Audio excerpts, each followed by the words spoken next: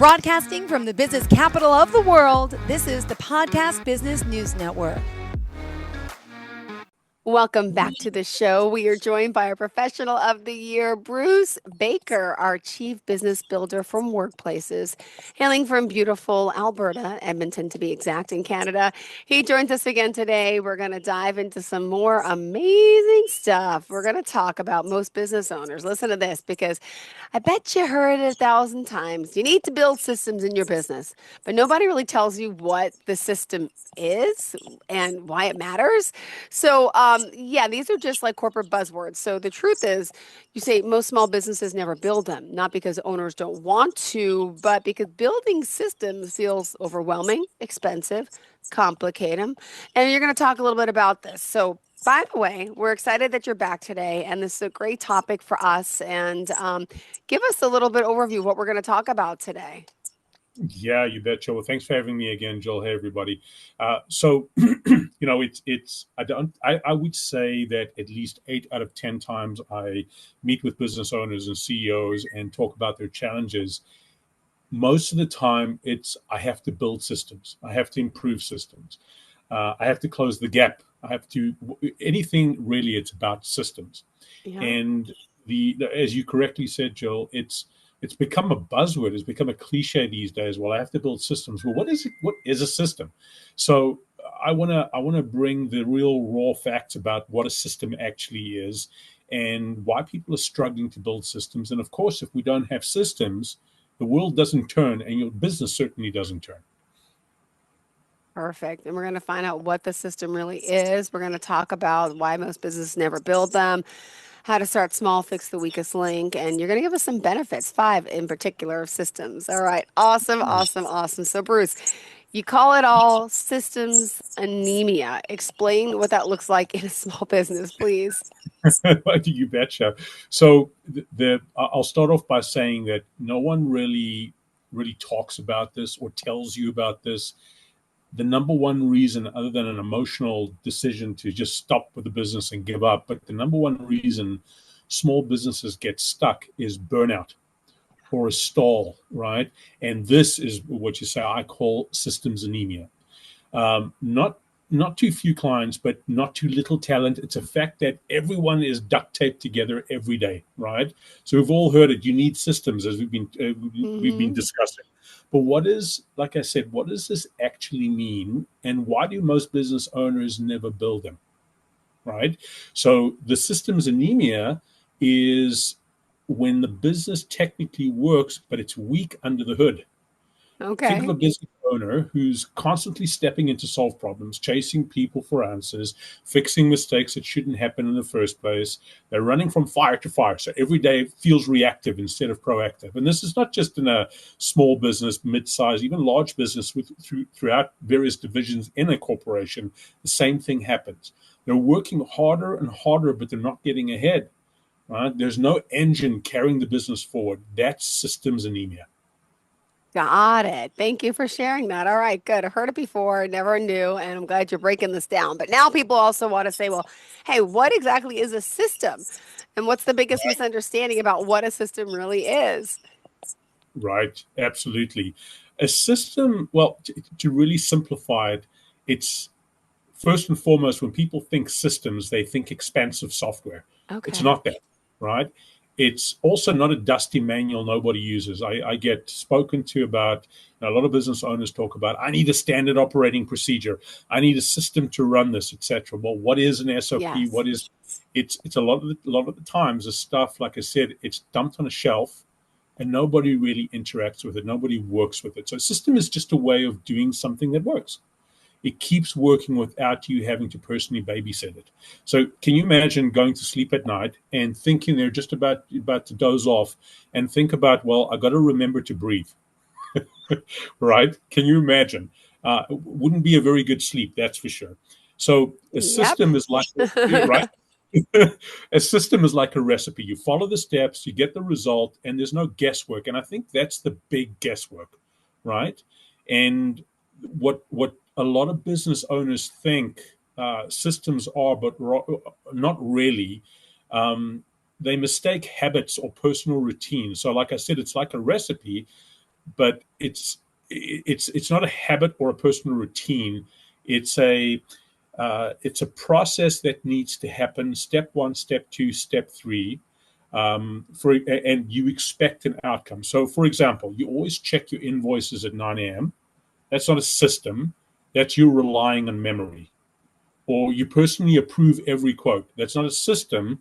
That's a bottleneck. A real system is something that's written down, shared, and very important, executable by someone else, not you as the owner or as the CEO or the manager, by someone else.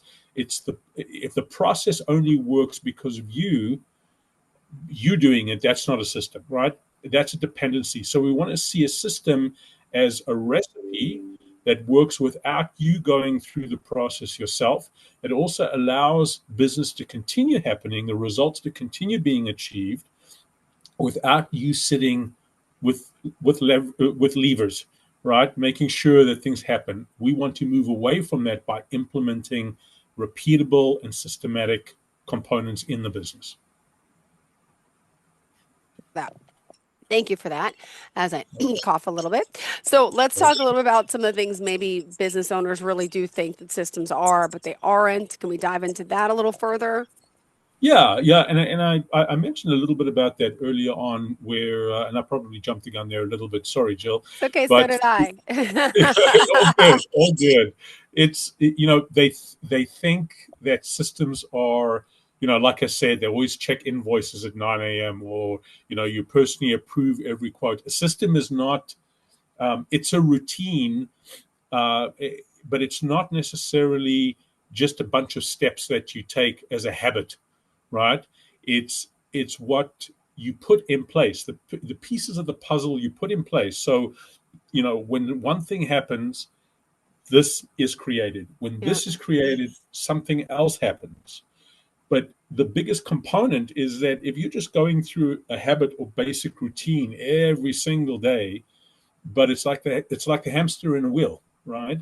You're just going through running as fast as you can, but you're not getting anywhere. It's like an exercise bike, right? You're really working up, but you're not really getting anywhere. Your system, as I've always said, whether it's a system or whatever you have in business, you want to produce one thing and you want to produce a result. If you don't produce the result, you don't have a business. So I want people to think about a system as, I've been Yeah. given a whole box of puzzle pieces, Got it. and I can see the picture on the box, and my responsibility is to take those little puzzle pieces, put them in place so the picture comes to fruition. That is the system. But now, in this case, in a business, that is a continual system. Every time the puzzle pieces are broken up, and every time you want those puzzle pieces to come back up and show the picture again, Mm-hmm. you want system to be repeatable and scalable, if that makes sense.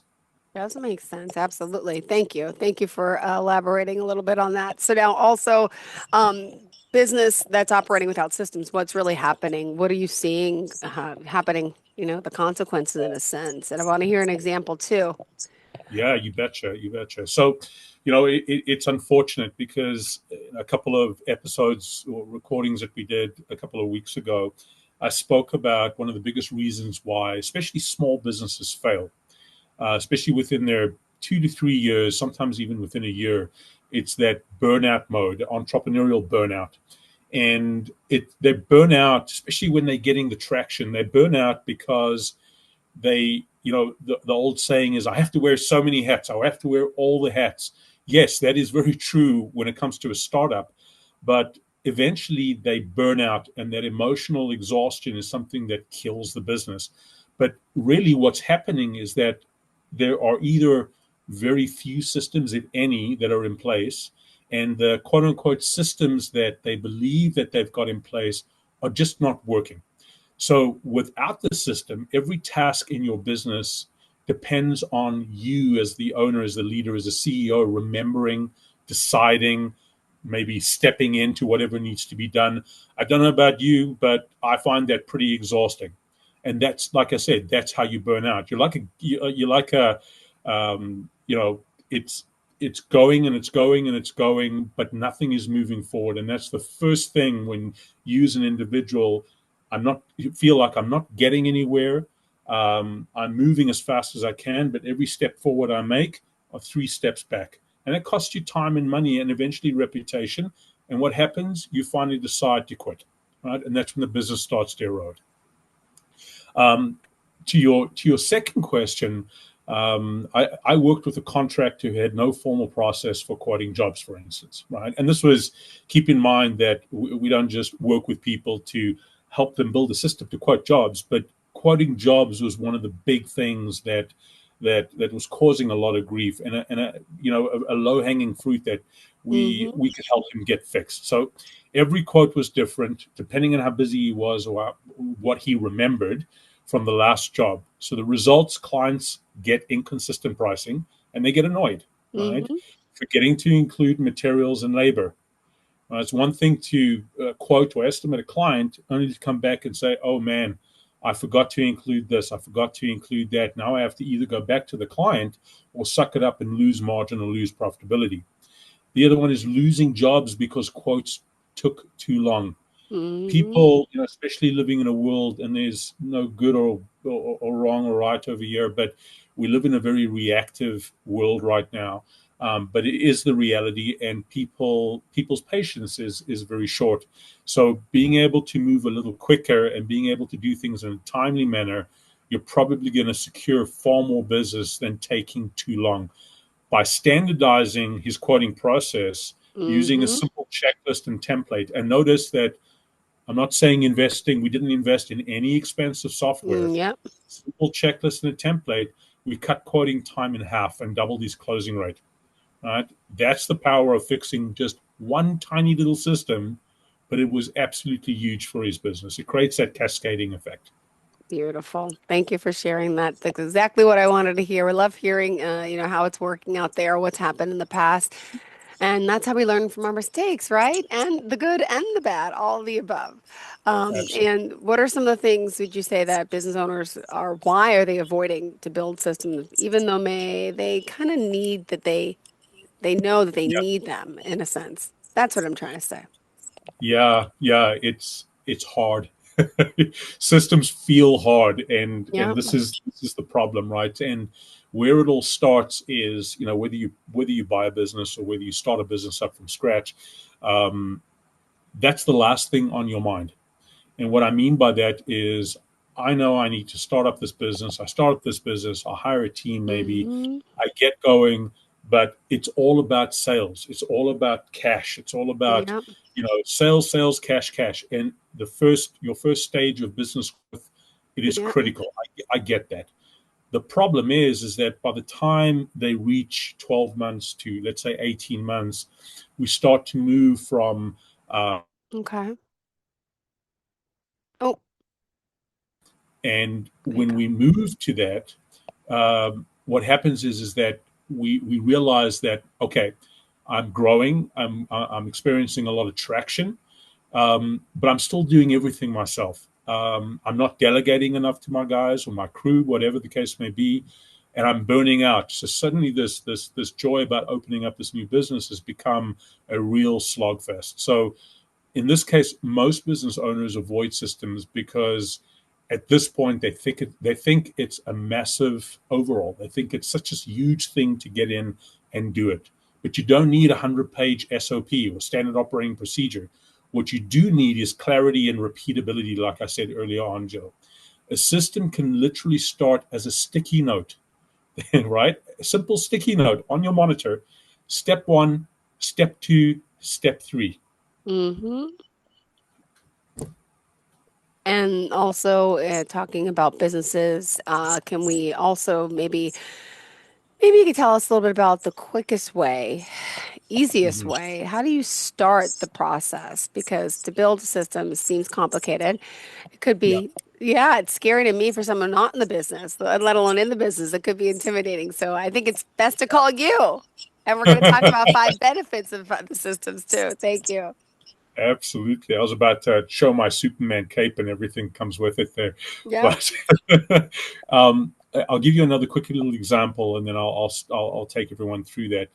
So I worked with a business, well, startup and then scaled them up. And about 5 years later, about 4 years later, struggling to build systems. And I was driving home from a client's facility one day, and I spoke with him and trying to make him understand that this systems are required. And he came back to me and says, Bruce, it's hard. So I said, look, Yeah. let's take one part of the business. Tell me all the things that happen. He says, yeah, but I'm not sure I'm going to remember. It's just I can't tell you right now. So I said, I'm going to ask you. And it was about a 45-minute drive. At Yep. the end of 45 minutes, Jill, step one, step two, step three, and I interviewed him and I asked him these questions. And what a fantastic response. We had a one pager, simple system and procedure that frankly he wrote on a couple of sticky notes while, believe it or not, he was sitting in a parking lot doing this and built his system, built his procedure. Mm-hmm. That's how easy it is, but potent. Wow. Start with what's repeating itself and draining you the most. Again, start with what's repeating itself Okay. over and over again, but also what's draining you the most, right? If that could happen by itself, man alive, that'll be a huge game changer. Pick something you do more than twice a week that stresses you out. Is it onboarding clients, maybe some quoting, follow up on payments, whatever it may be? Write down the steps. And here's the kicker, make it as simple as you possibly can. If you had to explain that to a 10-year-old, that's how simple I want you to make it, right? Anybody else could follow it tomorrow if you showed them the system. That's your first system, just like the example I gave. Got it. All right. Thank you. You betcha. Do you want to break it down a little further and talk about all the benefits? Yeah, absolutely. And you know what? I wish I could articulate this even more effectively, but it's people don't realize the simplicity behind this until they actually try this out. Um, and when they start to live it, it's quite liberating, and it never fails. The five benefits of a system, if we think about it, when the system kicks in, you're going to see the following. Number one, you're going to see consistency, right? There is nothing more that a system loves, or a business, which is a system, loves to see, that is consistency. If I can repeat the process and keep it going, I have consistency. If you look at any large corporation today, they're large, they're successful, they're global, multinational, whatever the Mm-hmm. case may be, for one reason only, because of the first benefit of a system or systems they implement, consistency. The second is simplicity, right?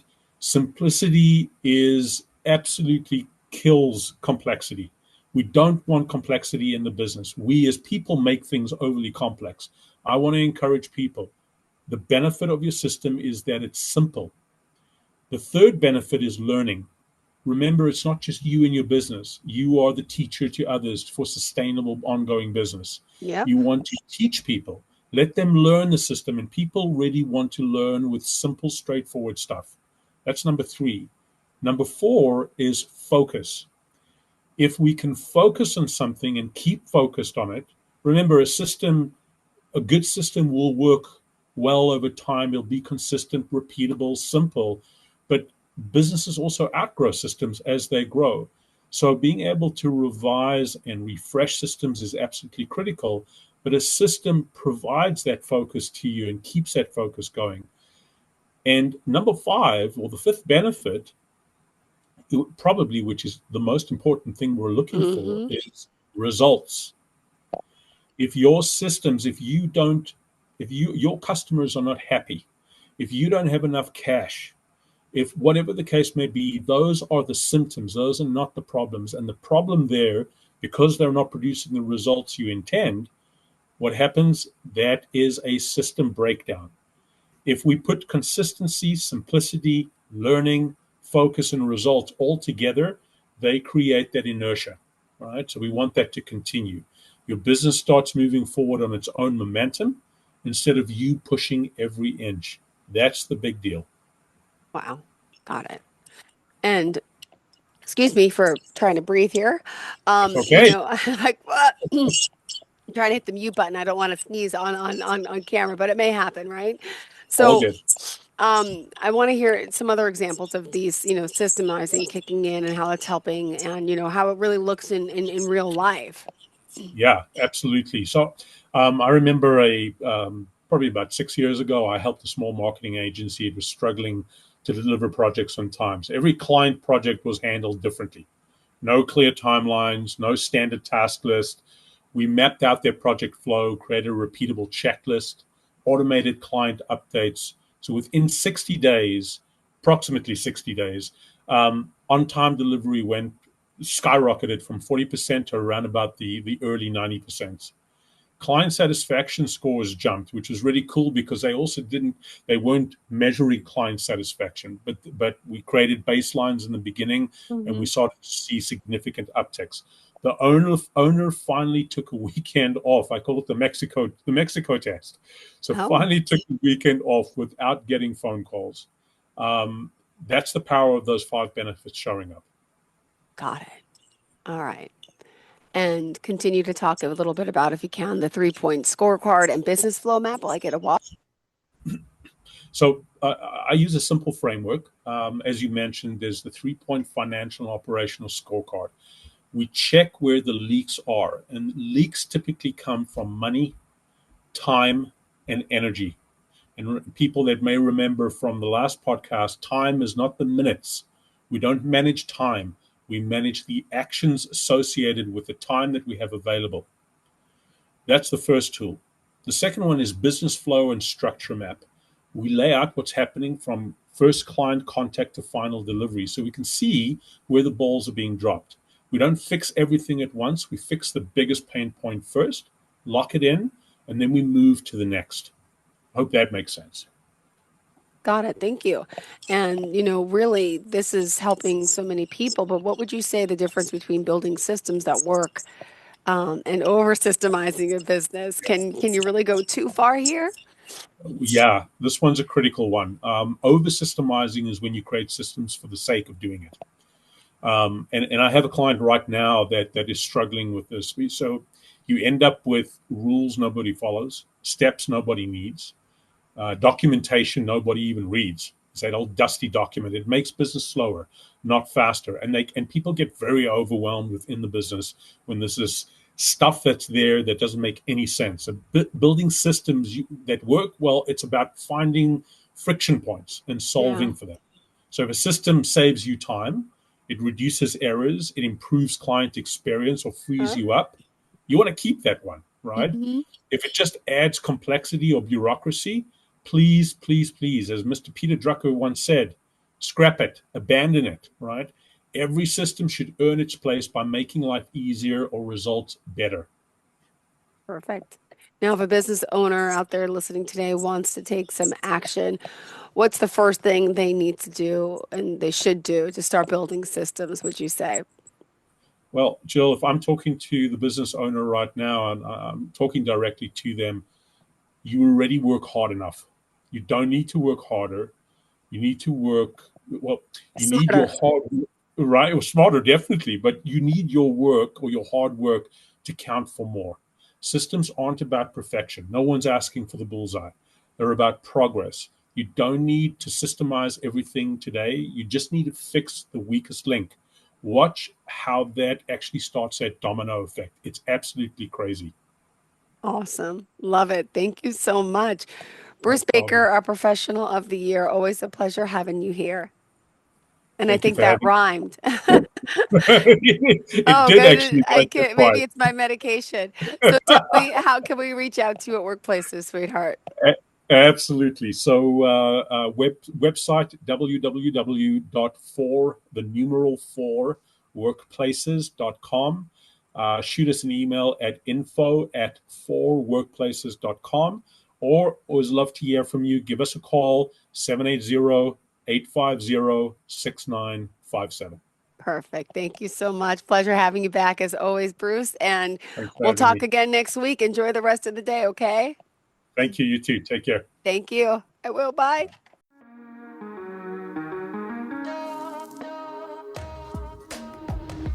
Broadcasting from the business capital of the world, this is the Podcast Business News Network.